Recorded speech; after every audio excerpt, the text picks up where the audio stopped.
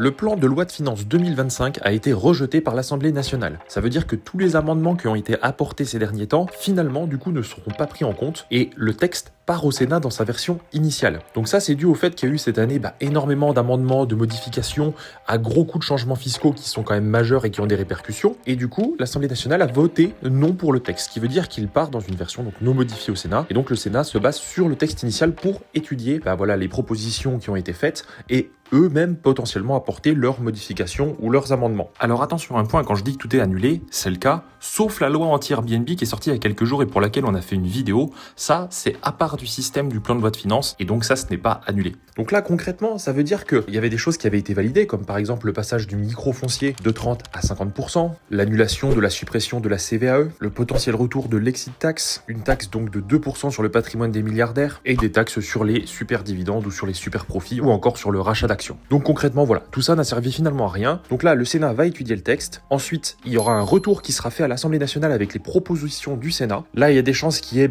une sorte de désaccord. Donc il peut y avoir plusieurs allers-retours qui vont se faire dans les jours et dans les semaines qui vont suivre, ce qu'on appelle des navettes. Et si vraiment les deux chambres n'arrivent pas à s'accorder sur un texte définitif, eh bien ce sera une commission mixte paritaire qui va être composée de sénateurs et de députés qui peut être convoquée pour élaborer un compromis. Et si vraiment dans tout ça, ils n'arrivent pas à trouver un compromis au final, eh bien c'est l'Assemblée nationale qui a le dernier mot et qui peut adopter la version du texte souhaitée, et ce, même sans l'accord du Sénat. À ne pas oublier que dans l'eau, dans tout ça, il y a toujours le gouvernement qui peut faire appel au 49.3 pour faire passer donc le texte comme ils l'ont fait l'année dernière, directement, donc sans consulter l'Assemblée nationale. Donc cette année, c'est vraiment, un micmac pas possible. Il se passe plein de choses avec des retournements, des amendements qui sont validés, finalement non. Donc là, on attend de voir ce que le Sénat va proposer dans les prochains jours. On vous tiendra bien évidemment au courant, donc abonnez-vous à la chaîne pour ne rien louper. Et je pense que comme tout le monde, on retient notre souffle pour voir ce qui va nous tomber dessus l'année prochaine. Je vous dis à très vite pour un prochain contenu.